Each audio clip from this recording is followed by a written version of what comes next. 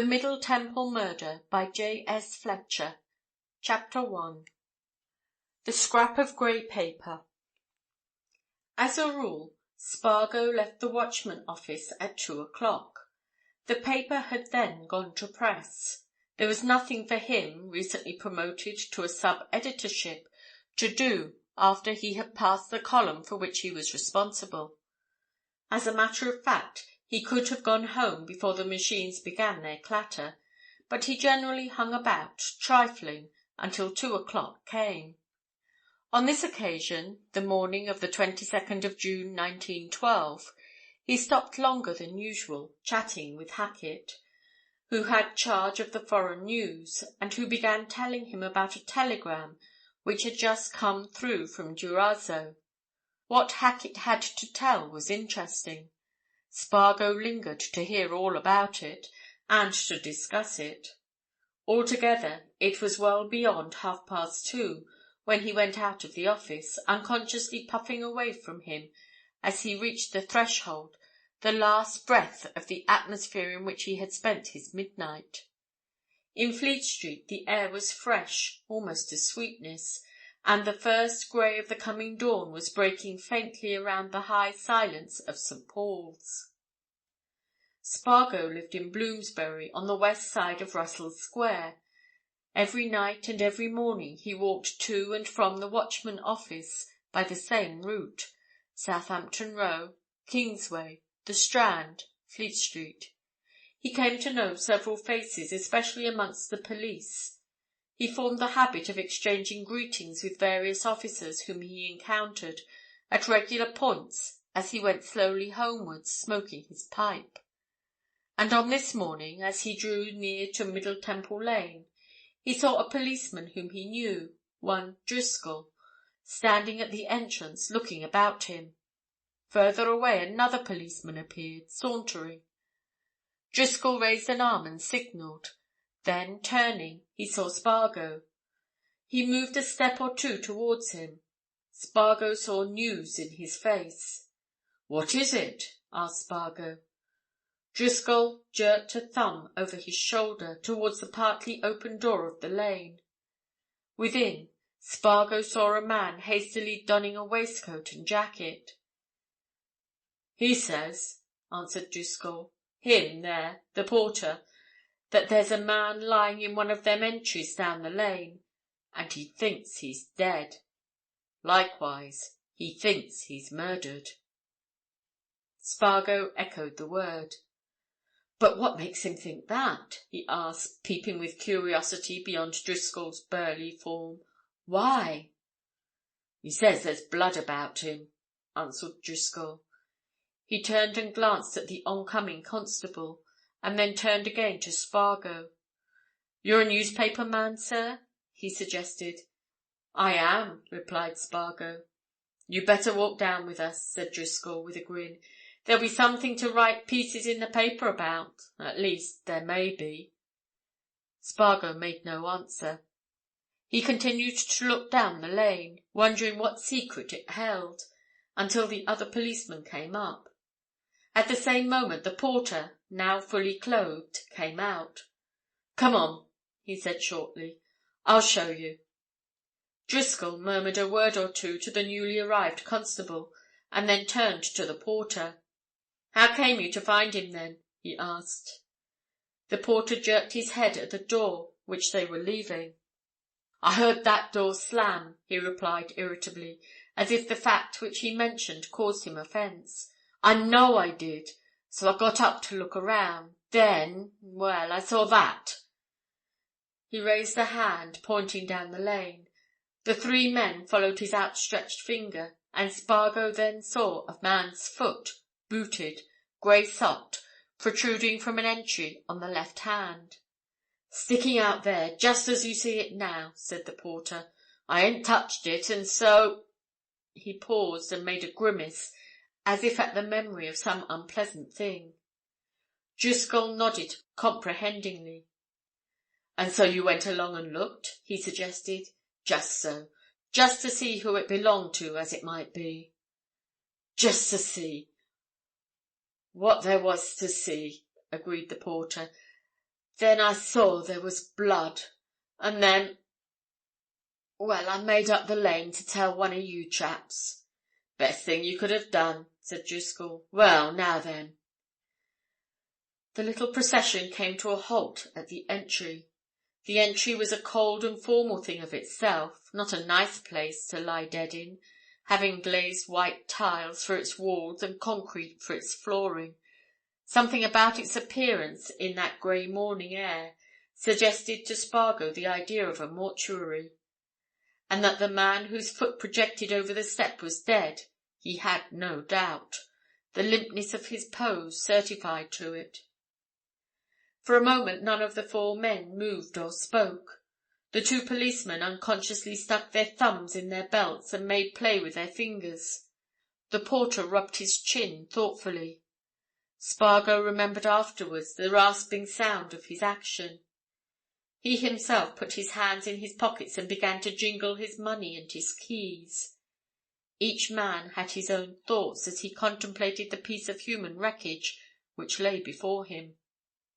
"You'll notice," suddenly observed Driscoll, speaking in a hushed voice, "you'll notice that he's lying there in a queer way, same as if he'd been put there, sort of propped up against that wall at first, and had slid down like."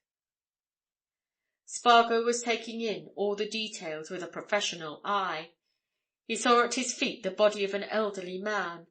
The face was turned away from him, crushed in against the glaze of the wall, but he judged the man to be elderly because of the grey hair and whitening whisker. It was clothed in a good, well-made suit of grey check cloth, tweed, and the boots were good. So, too, was the linen cuff which projected from the sleeve that hung so limply. One leg was half doubled under the body, the other was stretched straight out across the threshold. The trunk was twisted to the wall. Over the white glaze of the tiles against which it and the shoulder towards which it had sunk were crushed. There were gouts and stains of blood, and Driscoll, taking a hand out of his belt, pointed a finger at them. "Seems to me," he said slowly, "seems to me as how he's been struck down from behind as he came out of here. That blood's from his nose, gushed out as he fell. What do you say, Jim?" The other policeman coughed. "Better get the inspector here," he said, "and the doctor and the ambulance. Dead, ain't he?" Driscoll bent down and put a thumb on the hand which lay on the pavement. "As they ever make 'em," he remarked laconically. "And stiff, too. Well, hurry up, Jim." Spargo waited until the inspector arrived, waited until the hand ambulance came. More policemen came with it. They moved the body for transference to the mortuary, and Spargo then saw the dead man's face. He looked long and steadily at it while the police arranged the limbs, wondering all the time who it was that he gazed at, how he came to that end, what was the object of his murderer, and many other things. There was some professionalism in Spargo's curiosity, but there was also a natural dislike that a fellow being should have been so unceremoniously smitten out of the world. There was nothing very remarkable about the dead man's face. It was that of a man of apparently 60 to 65 years of age, plain, even homely of feature, clean-shaven, except for a fringe of white whisker, trimmed, after an old-fashioned pattern, between the ear and the point of the jaw. The only remarkable thing about it was that it was much lined and seamed. The wrinkles were many and deep around the corners of the lips and the angles of the eyes. This man, you would have said to yourself, has led a hard life and weathered storm, mental as well as physical. Driscoll nudged Spargo with a turn of his elbow. He gave him a wink. "Better come down to the dead house," he muttered confidentially. "Why?" asked Spargo. "They'll go through him," whispered Driscoll. "Search him, d'ye see? Then you'll get to know all about him and so on. Help to write that piece in the paper, eh?" Spargo hesitated. He had had a stiff night's work, and until his encounter with Driscoll he had cherished warm anticipation of the meal which would be laid out for him at his rooms, and of the bed into which he would subsequently tumble. Besides, a telephone message would send a man from the watchman to the mortuary. This sort of thing was not in his line now. "You'll be for getting one of them big play cards out, with something about a mystery on it," suggested Driscoll. "You never know what lies at the bottom of these affairs, no more you don't." That last observation decided Spargo. Moreover, the old instinct for getting news began to assert itself. "All right," he said, "I'll go along with you." And relighting his pipe, he followed the little cortege through the streets, still deserted and quiet, and as he walked behind, he reflected on the unobtrusive fashion in which murder could stalk about. Here was the work of murder, no doubt, and it was being quietly carried along a principal London thoroughfare, without fuss or noise, by officials to whom the dealing with it was all a matter of routine. Surely— "My opinion," said a voice at Spargo's elbow, "my opinion is that it was done elsewhere, not there. He was put there, that's what I say." Spargo turned and saw that the porter was at his side. He, too, was accompanying the body. "Oh," said Spargo, "you think—" "I think he was struck down elsewhere and carried there," said the porter. "In somebody's chambers, maybe. I've known of some queer games in our bit of London.